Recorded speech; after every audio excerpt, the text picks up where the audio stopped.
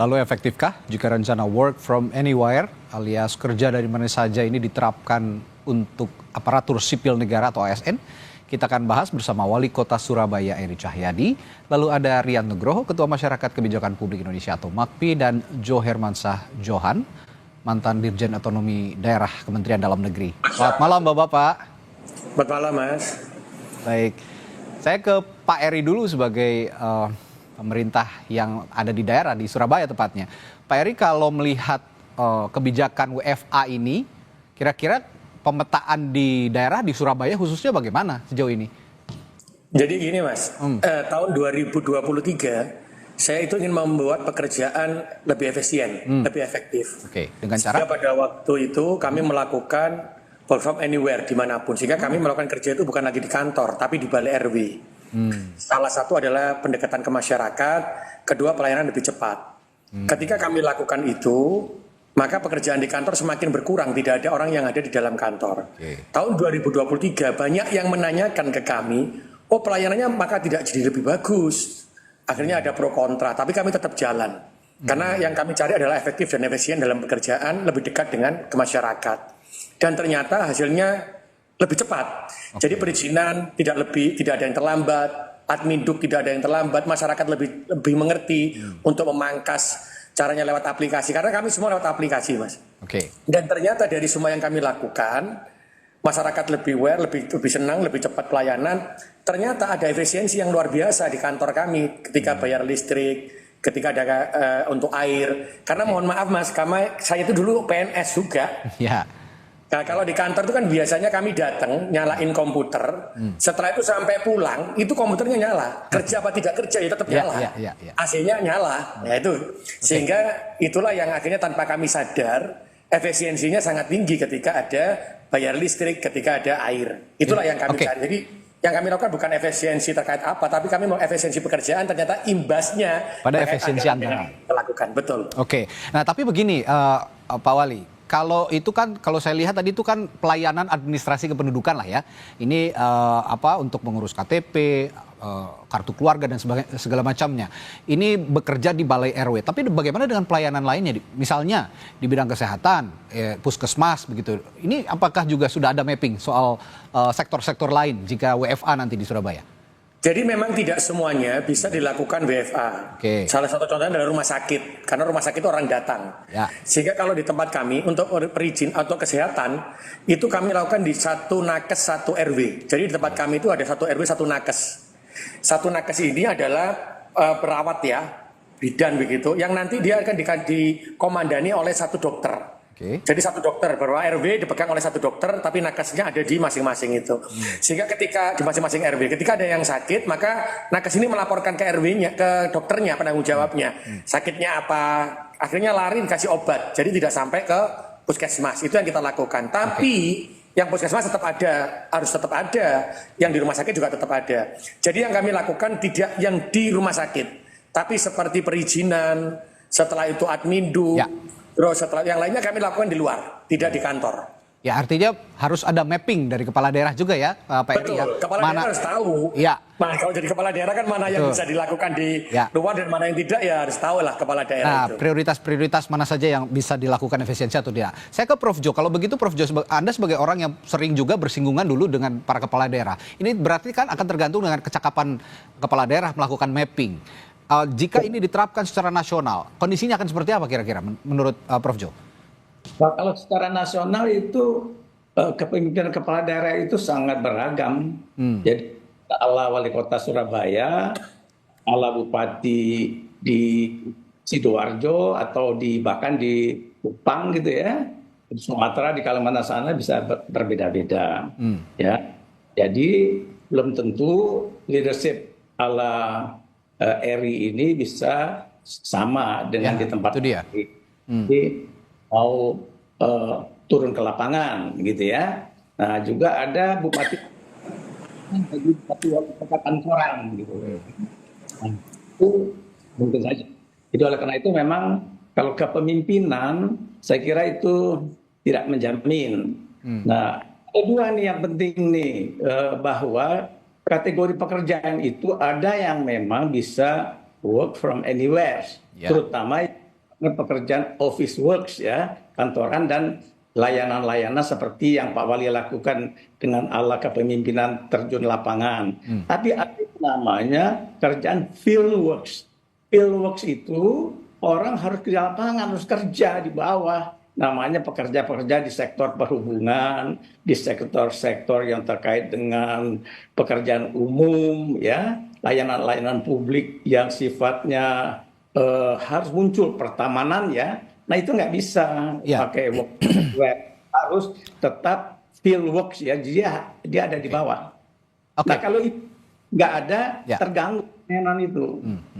Tapi begini, Prof. Jo, bagaimana caranya agar para kepala daerah ini punya pemikiran yang sama dengan Pak Eri misalnya ini sebagai wali kota Surabaya? Karena ya tadi seperti Prof. Jo bilang, polanya akan berbeda-beda, sedangkan program ini akan diterapkan secara nasional. Bagaimana menyeragamkan ini? Nah itu dia, jadi mungkin nih katanya mau retreat nih, retreat. Ya. Nah dikumpul di situ pusat beri bimbingan, ya. Nanti wali kota Surabaya mungkin harus share experiences-nya kepada kawan-kawan yang lain. Kan dia ini udah 1 kali periode, ada pendatang baru, newcomers ini banyak tuh. Pasti, setelah pilkada apalagi. Iya, jadi itulah mungkin mereka bisa memberi inspirasi saja, tapi belum tentu karena karakter leadership Itu itu dia. ya yang sukanya di kantor itu gimana ya kan, nah diubah dengan ceritanya Pak Eri nggak mungkin ya kan, jadi seketika. Oke. Nah ini perlu ada terus pendampingan, pembinaan dari pihak Kemendagri, jadi Ya. pemerintah harus Oke. aktif. Kalau enggak ini bisa nggak jalan. Oke, kalau gitu begini, saya ke Pak Rian. Kalau begitu dengan keberagaman karakter kepala daerah dan meskipun nanti kalau memang ada retreat menyeragamkan pandangan untuk misi efisiensi ini. Nah, tapi karakter yang berbeda-beda itu ujung-ujungnya akan efektif nggak sih sebenarnya work from anywhere ini jika diterapkan secara nasional untuk mengefisienkan anggaran? Oke, pertama saya sepakat dengan Prof. Jo, guru saya juga ini, Pak Eri ini best practice ini. Jadi begini, ada yang namanya 2 level, 1 level kreatif, 1 level basic dasarnya. Nah, ada 4 jenis pelayanan publik, yang satu bersifat pelayanan dasar dalam arti dia itu survivality, itu ada pertahanan, keamanan, keadilan. Sekarang itu dia antara 5-10% lah itu going digitalnya. Tapi nanti kalau dia betul-betul itu going digital, maksimum 50% karena pertahanan nggak bisa pakai di jarak jauh, itu ada kan perang juga itu, jadi ada 20-50%. Nah, pelayanan yang kewargaan yang itu administrasional itu KTP, KK macam-macam itu ya, perizinan juga itu sekarang itu antara 5-20%, itu bisa naik sampai 20-80%, itu yang di leverage di situ. Nah, ada juga pelayanan pengembangan, misalnya ada pendidikan, kesehatan itu ya. Kan itu barangkali 5-20%, itu bisa sampai 20-70%. Nah, ada pelayanan khusus yang darurat, itu misalnya adalah pelayanan crash program, makan bergizi gratis. Itu paling banter 20%. Jadi saya udah kirim ke Berak Kompas itu gambarnya itu. Jadi mapping dulu. Jadi dengan nggak gebiau ya, tadi Prof. Jo katakan tuh nggak bisa supaya itu virtual gitu. Dengan mapping itu di atasnya baru ada kreativitas. Sehingga saran saya jangan dibuat model penyeragaman. Tadi Mas hostnya saya lupa namanya. Radi. Okay. Tapi ada namanya itu asimetrik karena yang namanya di teman-teman di Jawa Timur udah literasi digital tinggi. Ya. Tapi mungkin di kawasan Papua, Nusa Timur belum. Jadi nggak boleh seragam. Ya. Dan saya sangat sepakat dengan Prof. Jo tadi. Mungkin ada nanti Pak Eri yang bercerita di retreat tadi ya. Tapi ada juga dari mungkin Maluku cerita. Jadi tidak boleh penyeragaman karena Indonesia beda-beda. Ya. Dengan demikian terjadi yang namanya itu kesetaraan di dalam pelayanan publik. Ya. Tapi kedua, kuncinya adalah mapping memang ya. Ya, mapping. Saya udah kirim ke nanti saya kirim buat teman-teman juga. Okay. Nah, yang kedua adalah kalau WF work from everywhere itu memang pantas dilakukan di pemerintah pusat. Karena apa? Coba tanya Pak Prof. Jo tadi. Di pusat itu kerja cuma 6 itu, yaitu namanya keamanan, justisi, kemudian keuangan, cuma 6. Yang lain di kabupaten kota. Jadi justru yang ditingkatkan efisiensinya itu di pusat. dikurangi Oke. kerjaannya karena nggak ada kerjaan lain publik kecuali yang tadi, misalnya maaf ya, Setnek layan presiden bukan publik itu, Kemdagri melayani Pemda-Pemda bukan masyarakat, jadi nggak boleh cari-cari gitu loh. Nah yang tempatnya Pak Eri ini nggak boleh diurangi banyak-banyak karena pelayanan publik itu ada di kabupaten kota. Nah ini nanti kita perlu ubah lagi, sempurnakan lagi lah masalah turunan dari undang-undang kita 22 itu 23 2014 tentang pemerintah daerah. Jadi pusat itu kecil, kemudian provinsi lebih kecil lagi supervisor, bawah itu gede. Ya. Yang sekarang jadi kan semuanya berusaha gede gitu loh. Jadi Oke. masalah WFA, work from everywhere, ini berbeda antara pemerintah pusat nasional, pemerintah provinsi, Kapkot. Kalau yang namanya pusat harus WFA itu, provinsi mungkin lebih sedikit lagi, tapi Kapkot nggak selalu, bahkan itu fisik. Kenapa masyarakat itu loh pengen disentuh, nggak bisa pakai digital aja gitu loh. Ya kalau masyarakat Surabaya bisa, kalau yang lain nggak bisa gitu kira-kira. Jadi intinya mapping itu bukan hanya di dinas-dinas tertentu di daerah, tapi juga tergantung daerahnya. Tidak semua daerah bisa diterapkan seperti itu kalau kata Prof Rian. Nah kalau karakter Surabaya, saya tanya juga ke Pak Wali kalau gitu. Kalau karakter Jadi Surabaya, saya ulangi, Anda kan tangkap tadi. Jadi perbedaan bukan cuma yang namanya itu, tapi pusat daerah. Iya, pusat daerah juga ya.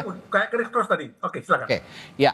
Nah kalau gitu karakternya Surabaya ini cocok nggak Pak Wali kalau gitu diterapkan WFA?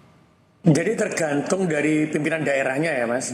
Contoh gini, kalau di Surabaya yang tidak bisa WFA itu adalah kesehatan. Ya. Dinas, bukan kesehatannya. Bukan ke dinas kesehatannya, tapi puskesmasnya sama rumah sakitnya. Tapi kalau dinas kesehatan, dia harus turun ke bawah. Dia nggak perlu ke kantor. Tapi dia langsung ke perkampungan, ke balai RW. Karena gini, di Surabaya ketika saya jadi wali kota, itu ada visi misi dari wali kota. Setelah itu kepala dinas harus paparan memiliki visi misi yang sama dengan wali kota. Kegiatan apa? Kebutuhan dasar. Yang tidak boleh digerakkan, yang untuk kebutuhan dasarnya saja. Sisanya dia itu baru bisa untuk anggaran lainnya. Kebutuhan dasarnya visi misinya apa yang menunjang wali kota.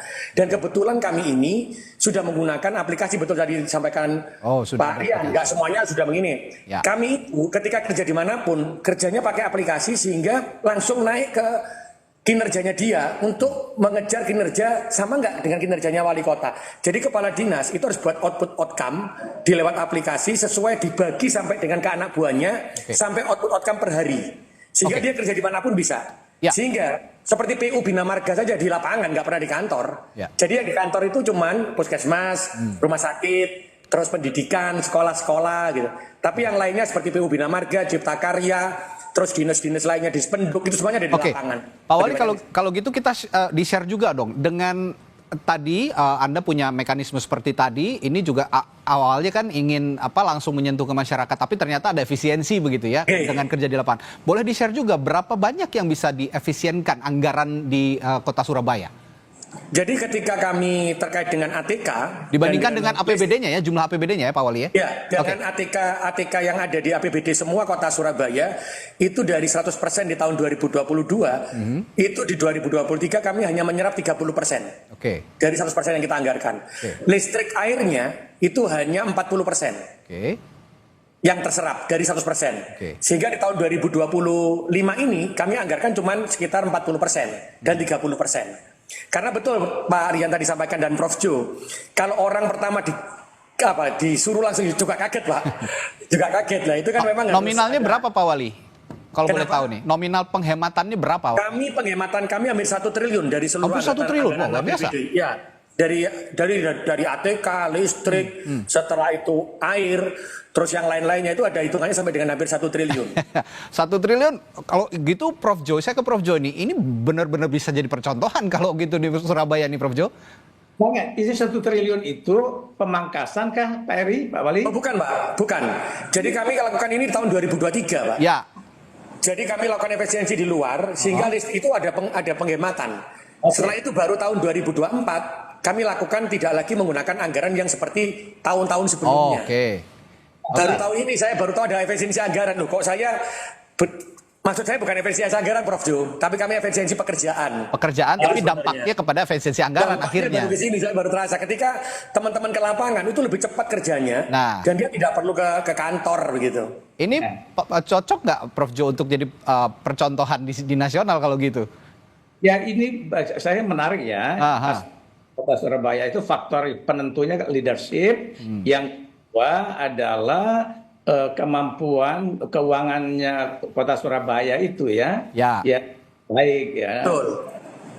Kalau daerah-daerah rata-rata ya, kota ini yang kayak Surabaya ini hitung jari nih Pak Wali, yang punya PAD bagus ya, Kota Surabaya, Kota Tangerang Selatan, kalau kabupaten Badung. Tapi mayoritas 415 kabupaten dan 93 kota kita itu kekurangan fiskal, namanya dia belum diri fiskal. Yang kedua juga ada dalam konteks penggunaan teknologi informasi, ya, layanan publik dengan teknologi informasi masih terbatas. Aplikasi kayak Surabaya macam-macam diaplikasikan. Ya. Di tempat lain itu susah. Nah, terbatas, belum lagi infrastruktur teknologinya belum terbangun.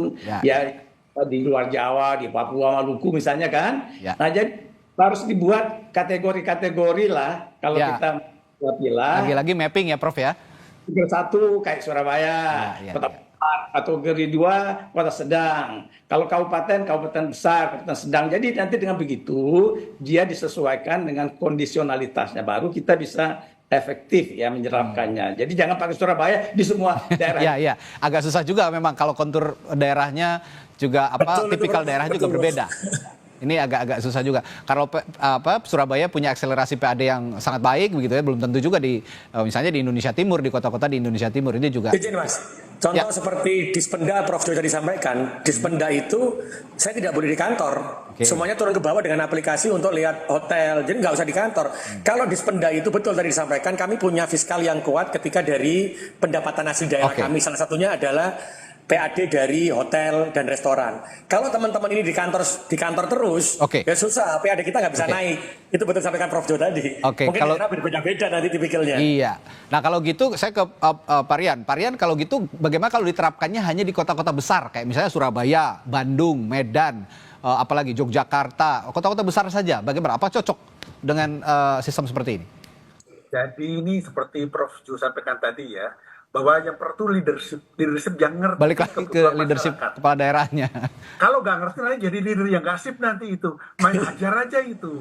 Jadi seperti Pak Eri, beliau tahu mana yang dikesui, mana yang tidak. Dan dengan demikian kita ini beda-beda loh. Tapi kalau dengan Pak Rian, kalau dengan supervise-nya pemerintah pusat misalnya dari Kemendagri itu ikut juga mengawasi para kepala daerah ini, apakah bisa seperti itu? Terlalu jauh, kita punya gubernur itu. Nah itu, kalau gubernur misalnya. Kalau nggak kerja gubernur nanti itu. Kan jangan kerja lagi, kebanyakan kerja Mendagri itu. Repot nanti itu. Semua diurusin itu. Gubernur kasih kerjaan, itu supervisor. Kemudian lihat. Nanti Pak Eri yang saya harapkan Pak Eri ya, nanti undang Prof. Jo ini Pak Eri untuk dievaluasi efektif nggak itu, karena jangan sampai mappingnya keliru, karena Prof. Jo ini profesor kita ya. Jadi mappingnya kalau mappingnya betul, kemudian itu efektif, efisien, kemudian diangkat nasional. Jadi tidak boleh yang namanya best practice itu menggunakan pendekatan looking itu kira-kira aja deh gitu, nggak bisa. Harus terukur, akademikal, ada ilmunya, baru dibagikan. Jadi mohon izin nanti kalau dibagikan di teman-teman retreat ya Pak Eri ya, jangan kemudian asal dibagikan. Tapi tanya Pak Jo dulu, Prof. Jo tanya, Prof. Jo betul nggak di mappingnya nih? Karena beliau profesor, udah tahu ilmunya itu, filosofinya. Nah kalau beliau udah betul, baru sampaikan. Nah ini mumpung ada Prof. Jo ini, jadi kita daya gunakan Profesor Jo. Jadi intinya juga apapun mekanismenya, sistemnya adalah outputnya adalah untuk melayani pelayanan publik tidak terganggu, tapi juga ada yang efisien. Seperti yang dilakukan Pak Eri tadi, pelayanan publiknya malah lebih cepat, tapi ujung-ujungnya malah efisien begitu dengan tidak bekerja di kantor. Baik, terima kasih pandangannya Bapak-Bapak malam hari ini, Wali Kota Surabaya Eri Cahyadi, lalu Pak Rian Nugroho, Ketua Masyarakat Kebijakan Publik Indonesia atau MAKPI, dan Jo Herman Sajohan, Profesor Jo Herman Sajohan, mantan Dirjen Otonomi Daerah Kementerian Dalam Negeri. Sampai jumpa lagi, sehat selalu Bapak-Bapak.